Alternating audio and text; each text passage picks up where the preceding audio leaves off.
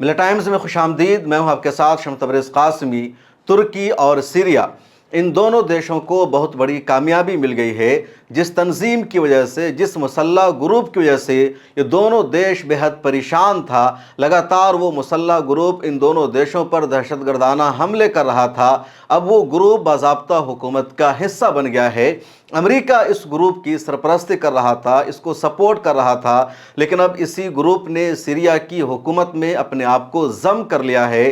اس کے جتنے جنگجو تھے، لڑاکے تھے، وہ سیریا کی فوج کا حصہ بن گئے ہیں، اور اس کے بعد سے ہی سیریا پورا متحد ہو گیا ہے، یونائٹ ہو گیا ہے، اور ترکی کو بھی بہت بڑی راحت مل گئی ہے۔ آپ نے ملک شام کی خبروں کو سننے کے دوران یا سیریا کی تاریخ کے دوران ایس ڈی ایف کا نام ضرور سنا ہوگا۔ ایس ڈی ایف یعنی سیرین ڈیموکریٹک فورسز۔ سال 2015 میں اس گروپ کی تشکیل ہوئی، اور کردوں کا سب سے بڑا رول تھا اس گروپ کو بنانے میں۔ سب سے زیادہ کرد لڑاکے ہی اس گروپ کا حصہ تھے، اور امریکہ کی سرپرستی میں یہ گروپ تشکیل دیا گیا تھا۔ امریکہ نے اس کو بیک اپ کیا تھا، سپورٹ کیا تھا، اور یہ جو گروپ ہے ایس ڈی ایف، یہ لگاتار داعش کے خلاف سیریا میں لڑ رہا تھا، اسی طرح عراق میں بھی لڑ رہا تھا، اور بشار الاسد کی حکومت کے تحت بھی یہ گروپ نہیں تھا۔ احمد الشرع بشار الاسد کے خلاف جنگ لڑ رہے تھے، اور یہ جو گروپ ہے احمد الشرع کے بھی خلاف تھا، بشار الاسد کے بھی خلاف تھا، اور امریکہ ایس ڈی ایف کو لگاتار سپورٹ کر رہا تھا۔ ادھر ترکیہ میں ایک مسلح گروپ ہے جس کو پی کے کہا جاتا ہے، اور ترکی کی حکومت پی کے کو دہشت گرد مانتی ہے۔ اپنے نیشن کے خلاف اس تنظیم کو سمجھتی ہے ترکیہ کی حکومت، اور ایس ڈی ایف ترکی میں پی کے کو سپورٹ کر رہا تھا، امریکہ کا سپورٹ تھا، اور ادھر سیریا میں ایس ڈی ایف کا جو سلسلہ ہے وہ بڑھتا جا رہا تھا۔ لیکن اب تازہ ترین رپورٹ یہ ہے کہ ایس ڈی ایف نے اپنے آپ کو سیریا کی مرکزی حکومت میں شامل کر لیا ہے، اور ایس ڈی ایف نے اپنے تمام لڑاکوں کو، تمام جنگجوؤں کو سیریا کی فوج کا حصہ بنا دیا ہے، اور یہ سیریا کی سب سے بڑی کامیابی ہے۔ سیریا ایک تاریخی ملک ہے، قرآن و حدیث میں بار بار اس کا تذکرہ ہے، لیکن ابھی تک سیریا کئی حصوں میں بٹا ہوا تھا۔ سیریا کے کچھ علاقوں پر سال 2024 سے پہلے بشار الاسد کی حکومت تھی، جس میں دمشق کا علاقہ ہے، حلب اور حمص کا علاقہ ہے۔ سیریا کے کچھ علاقوں پر اسی گروپ یعنی ایس ڈی ایف کی حکومت تھی۔ اس کے علاوہ الرقہ یا دوسرا علاقہ ہے، وہاں پر داعش کی حکومت تھی۔ کچھ علاقوں میں اور گروپس کی حکومت تھی۔ ترکی کا جو علاقہ یعنی جہاں سے ترکی کی سرحدیں ملتی ہے، وہاں پر احمد الشرع کے ہاتھ تحریر الشام کی حکومت تھی۔ تو 6-7 ایسے گروپس تھے سیریا میں جن کی الگ الگ علاقوں پر حکومت تھی۔ آپ یہ نقشہ دیکھ سکتے ہیں بشار الاسد کے زمانے کا، جو آپ کو ریڈ نظر آ رہا ہے، یہاں پر بشار الاسد کی حکومت تھی۔ اسی طرح جو آپ کو گرین نظر آ رہا ہے، وہاں ایک اور گروپ کی حکومت تھی۔ جو آپ کو یلو نظر آ رہا ہے، یہاں پر ایس ڈی ایف کی حکومت تھی، الگ الگ گروپ کی یہاں حکومت تھی۔ اور اب یہ نقشہ دیکھیے پورا گرین ہو چکا ہے، اور پورے سیریا میں احمد الشرع کی حکومت ہے، اور تمام گروپوں نے ہتھیار ڈال دیا ہے۔ یہ سیریا کی سب سے بڑی کامیابی ہے، اور ایس ڈی ایف کا ضم ہو جانا سیریا کو مضبوط بنانے والا عمل ہے۔ ایس ڈی ایف کی تاریخ کیا ہے اس کو ذرا سمجھے۔ سال 2011 میں سیریا میں بشار الاسد کی حکومت کے خلاف بغاوت شروع ہوتی ہے۔ نوجوانوں نے، عورتوں نے، مردوں نے، سب نے بشار الاسد کی حکومت کے خلاف احتجاج کیا، پروٹیسٹ کیا، اور کہا بشار الاسد کی حکومت ہم پر ظلم کرتی ہے، اتیاچار کرتی ہے، ہمیں یہ سرکار نہیں چاہیے۔ اور بشار الاسد کی حکومت نے ان تمام تنظیموں پر، ان تمام گروپ پر حملہ کرنا شروع کیا، کریک ڈاؤن ان کے خلاف کیا، ان کو مارنا شروع کیا۔ 1 کروڑ سے زیادہ سیرین عوام کو اپنا وطن چھوڑ کر جانا پڑا، 5 لاکھ سے زیادہ کا قتل ہوا، اور بشار الاسد کی حکومت کو یہ تمام ظلم کرنے میں، جینوسائیڈ کرنے میں ایران کی حکومت کا پورا سپورٹ تھا۔ IRGC کے سینئر افسران دمشق میں بیٹھے تھے، پوری طرح ہتھیار، ٹیکنالوجی، ہر طرح کا سپورٹ دیا جا رہا تھا۔ سال 2013 میں داعش آتی ہے، اور داعش نے بھی سیریا کے ایک علاقے کا کنٹرول حاصل کر لیا۔ حالانکہ داعش کو شروع سے امت مسلمہ نے دہشت گرد تنظیم قرار دے دیا، کیونکہ داعش کا کوئی رول نہیں تھا۔ मुसलमानों के ऊपर हो रहे जुल्म को ख़त्म करने में, बल्कि दाइश ने मज़ीद दहशतगर्दी को बढ़ावा दिया, मुसलमानों को बदनाम किया। उसके बाद फिर साल 2015 में सीरियन डेमोक्रेटिक फोर्सेस का क़याम अमल में आता है। शाम, इराक़ और तुर्की का जो सरहदी इलाका है, इन इलाकों में कुर्दों की एक बड़ी आबादी पाई जाती है और कुर्द दुनिया की बहादुर कौमों में से एक है। फातिह बैतुल मक़दिस हज़रत सलाहुद्दीन अय्यूबी रहमतुल्लाह अलैह इसी कुर्द कौम से आते थे। चुनांचे इराक़ में भी कुर्दों की एक बड़ी आबादी पाई जाती है, सीरिया में भी कुर्दों की आबादी पाई जाती है और तुर्की में भी कुर्दों की आबादी पाई जाती है। और वेस्टर्न ताकतों का, अमेरिका का एक एजेंडा है कि कुर्दों के लिए एक अलहदा मुल्क बनाना है। सद्दाम हुसैन भी उसके खिलाफ थे, तुर्किया के सदर रजब तैयब एर्दोगान भी उसके खिलाफ हैं और सीरिया के मौजूदा सदर अहमद अशरा भी उसके खिलाफ है। अब जब भी अमेरिका मुश्किल में फंसता है, कोई मुस्लिम देश आगे बढ़ता है, ताकतवर होता है, तो अमेरिका इन कुर्दों को आगे बढ़ाता है और इनसे कहता है तुम हमारे लिए काम करो और हम तुम्हारे लिए एक अलहदा मुल्क बनाने में तुम्हें सपोर्ट करेंगे। इराक़ का कुछ हिस्सा मिलाकर, सीरिया का कुछ हिस्सा मिलाकर और तुर्की का कुछ हिस्सा मिलाकर, ईरान का भी कुछ इलाका शामिल है, इन सब को मिलाकर तुम्हारा एक अलहदा मुल्क बना दिया जाएगा। हमेशा अमेरिका ऐसी लालच इस ग्रुप को देता है और ये ग्रुप अमेरिका के लिए काम करने लगता है। 2015 में भी यही हुआ।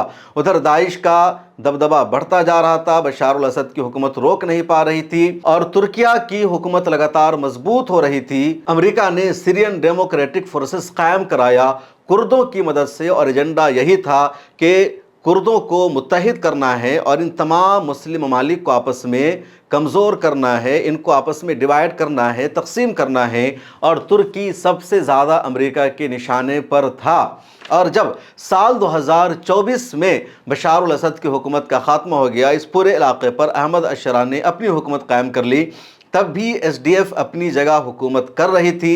एसडीएफ ने अपनी एक अलहदा हुकूमत भी बना रखी थी और उसका नाम था autonomous administration of north and east Syria. तो इन इलाकों में कुर्दों के इसी एसडीएफ ग्रुप की हुकूमत थी और ये जो पूरा इलाका है, अल-हस्का आता है, रक्का आता है, देर ज़ूर का इलाका आता है, काशरी का इलाका आता है और दरियाए फ़ुरात के किनारे का जो इलाका है, जो उसका पूरा मशरिकी साहिल है, वो सब इसी इलाके में आ रहा था जहाँ एसडीएफ की हुकूमत थी। सीरिया में सबसे ज़्यादा तेल का ख़जाना भी या तेल भी इसी इलाके में पाया जाता है और इस पर भी एसडीएफ की हुकूमत थी। अहमद अशरा की हुकूमत आ जाने के बाद उन्होंने इस पूरे ग्रुप से बातचीत की और कोशिश की इनके साथ समझौता हो जाए और एसडीएफ हमारे साथ शामिल हो जाए, लेकिन एसडीएफ ने इनकार किया। इन्होंने अपना मुतालबा ज़्यादा रख दिया। कई मरतबा तो एसडीएफ के सरबरा मजलूम अब्दी ने यह मुतालबा कर दिया कि आप हमें सीरिया का सदर बनाओ, तब हम आपकी हुकूमत में शामिल रहेंगे, वरना नहीं। और अहमद अशरा ने कहा कि आप शामिल हो जाओ, हम शाम को एक बनाते हैं, तुम्हारी कुछ शर्तों को माना जाएगा, लेकिन ये मान नहीं रहे थे। उसके बाद फिर अहमद अशरा की हुकूमत ने इन पर चढ़ाई की, अपनी फ़ौज को भेजा, कुछ इलाकों का कंट्रोल हासिल कर लिया और अब फाइनली 25 अगस्त 2026 को एसडीएफ और सीरिया की हुकूमत में समझौता हो गया और उसके तहत सीरियन डेमोक्रेटिक फोर्सेस ने अपने आप को तहलील कर दिया, डिज़ोल्व कर दिया और ऐलान कर दिया कि एसडीएफ के जितने लड़ाके थे वो सब सीरिया की मरकज़ी फ़ौज का और वहाँ की पुलिस का हिस्सा बनेंगे। ये ऑर्गेनाइजेशन और हुकूमत आज से कलअदम करार दी जाती है, ख़त्म की जाती है। जितने कुदरती ज़खायर हैं या जिन इलाकों में तेल पाया जाता है, उन सब पर सीरिया की मरकज़ी हुकूमत का कंट्रोल रहेगा। सीरिया की हुकूमत ने बदले में वादा किया कुर्दों से, एसडीएफ से, कि आपकी जो ज़ुबान है, आपकी जो तहज़ीब है, आपका जो कल्चर है, वो महफूज रहेगा, उसके साथ हम छेड़छाड़ नहीं करेंगे। और अब तकरीबन पूरा सीरिया इसके बाद एक हो गया है, मुत्तहिद हो गया है। वरना अब तक ये जो येलो वाला इलाका आपको दिख रहा था नक्शे में, उस पर हुकूमत थी इसी एसडीएफ की। इस फैसले के बाद यानी एसडीएफ के शाम की मरकज़ी हुकूमत में शामिल हो जाने के बाद तुर्की को भी बहुत बड़ी राहत मिली है। तुर्की में साल 2015 से एक मुसल्लह ग्रुप एक्टिव है जिसको पीकेके कहा जाता है और ये ग्रुप ترکیہ میں لگاتار دہشت گردانہ حملہ کرتا ہے، ترکی کی حکومت کو پریشان کرتا ہے۔ ترکیہ کی حکومت نے PKK کو دہشت گرد تنظیم قرار دے رکھا ہے، لیکن امریکہ PKK کو سپورٹ کرتا ہے، مدد کرتا ہے، اور امریکہ PKK کو سپورٹ کرتا تھا اسی SDF کے ذریعے، کیونکہ PKK میں بھی کرد ہیں اور SDF میں بھی کرد ہی زیادہ تھے، اور امریکہ اس طرح مدد پہنچاتا تھا تاکہ ترکی میں استحکام نہ آ سکے، امن نہ رہے، وہاں کی حکومت ڈسٹرب رہے۔ اور امریکہ کا ایجنڈا ہے کہ امریکہ کئی مرتبہ کسی آرگنائزیشن کو، سنستھا کو دہشت گرد قرار دیتا ہے، اور کئی مرتبہ کسی ملک پر دہشت گرد ہونے کا فیصلہ سنا دیتا ہے، اور امریکہ یہ بھی کرتا ہے اپنے ایجنڈا کے لیے کہ جو دہشت گرد سنستھا ہوتی ہے اس کو فنڈ دیتا ہے، سپورٹ کرتا ہے، اپنی دادا گیری کو قائم رکھنے کے لیے، اپنی سلطنت کو باقی رکھنے کے لیے۔ تو PKK کے ساتھ امریکہ کا یہی رویہ تھا، اور ترکی نے ہمیشہ آواز اٹھائی، عالمی پلیٹ فارم پر ترکی نے امریکہ کو ایکسپوز بھی کیا، اور کئی مرتبہ یہ بھی کہا کہ PKK ایک دہشت گرد تنظیم ہے جو ترک عوام پر، معصوموں پر حملہ کرتی ہے، اور امریکہ اس کو سپورٹ کر رہا ہے۔ آخر کیوں؟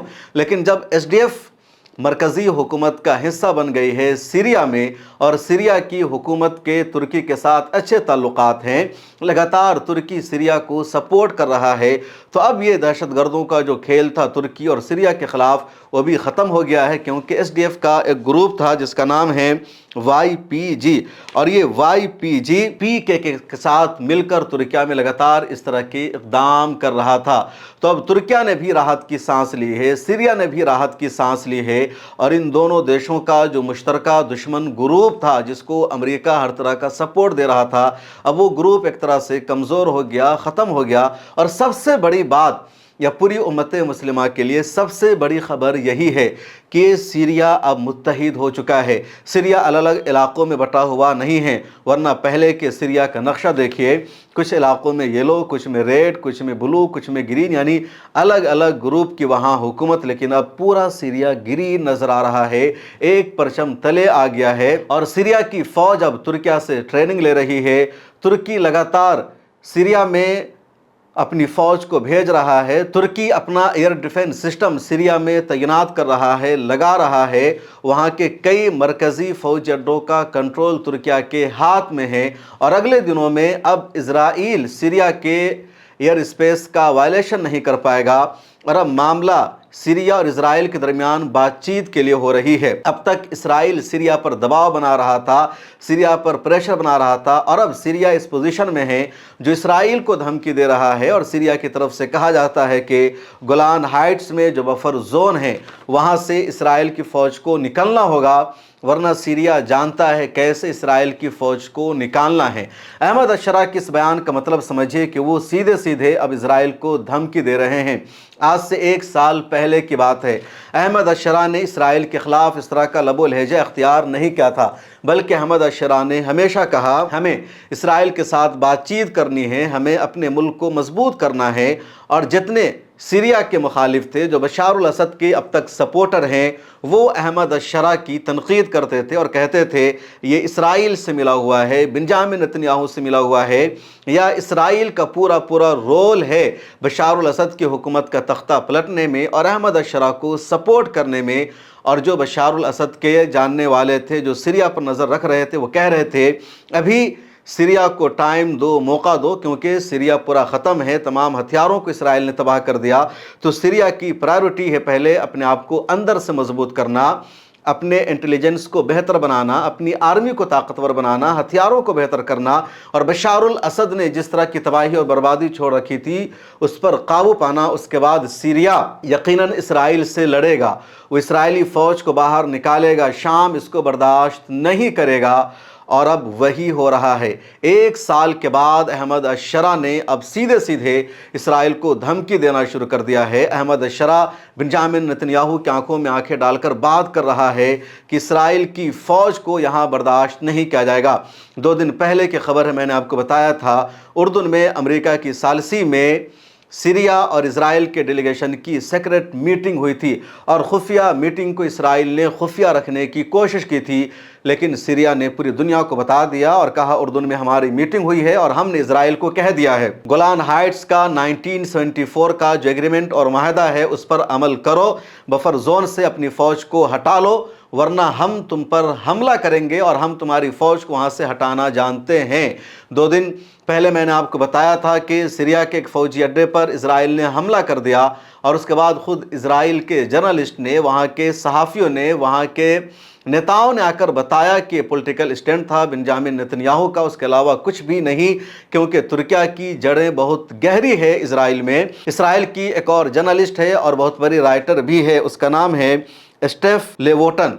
इसने एक लंबा चौड़ा आर्टिकल लिखा टाइम्स ऑफ इसराइल में और इसने यही बताया कि तुर्की की फ़ौज सीरिया में बहुत ज़्यादा मजबूत है, ख़ास तौर पर जो ईस्ट सीरिया है उस पूरे इलाके में तुर्किया ने अपना एयर डिफेंस सिस्टम तैनात कर दिया है, अपनी फ़ौज को लगा दिया है और तुर्की की तरफ से लगातार जंगी साजो सामान को सीरिया में भेजा जा रहा है। बहुत सारी तस्वीरें भी सामने आ रही है, ट्रक का ट्रक जा रहा है और इस बात का सबूत है कि सीरिया बहुत मजबूत हो गया है और इसराइल की फ़ौज अगले चंद दिनों में अगर गोलान हाइट्स से नहीं निकलती है तो शायद सीरिया हमला भी कर दे। सामने सीरिया होगा लेकिन उसके पीछे तुर्की की फ़ौज होगी, यही इंटरनेशनल मीडिया में खबर चल रही है और तैयब उर्दुगान ने भी इशारों में कह दिया है। 4 दिन पहले जब सीरिया के एक फ़ौजी अड्डे पर हमला किया था इजराइल ने, तो रजब तैयब उर्दुगान ने कुछ नहीं बोला, उन्होंने खामोशी के साथ इजराइल को धमकी दी थी और अब रजब तैयब उर्दुगान का बयान सामने आया है पूरे कॉन्फिडेंस के साथ, पूरे एतमाद के साथ कि कुछ लोग इस इलाका में जंग चाहते हैं, खून खराबा चाहते हैं और ऐसे लोगों के लिए हमारा पैगाम सिर्फ इतना है कि असल कारसाज अल्लाह तबारक व तआला की ज़ात है, वही हमारा मददगार है। कोई हमारी तरफ अगर आँख उठाकर देखेगा तो हम उसकी आँख निकालने की सलाहियत और ताकत रखते हैं और अल्लाह की ज़ात से हमने ऐसा किया है। ये सीधे सीधे रजब तैयब उर्दुगान का बयान सामने आता है। वो ये भी कहते हैं कि अब हम ऐसे लोगों को उसकी औकात बताएंगे। रजब तैयब उर्दुगान ने यह भी कहा कि हम किसी के बिछाए हुए जाल में फंसना नहीं चाहते हैं, लेकिन हम जानते हैं कि कैसे शिकार को जाल में फंसाना है और तुर्की एक ऐसा मुल्क है जो नेटो का मेंबर है। अमेरिका भी तुर्की के मुकाबले में इजराइल को सपोर्ट नहीं कर सकता है।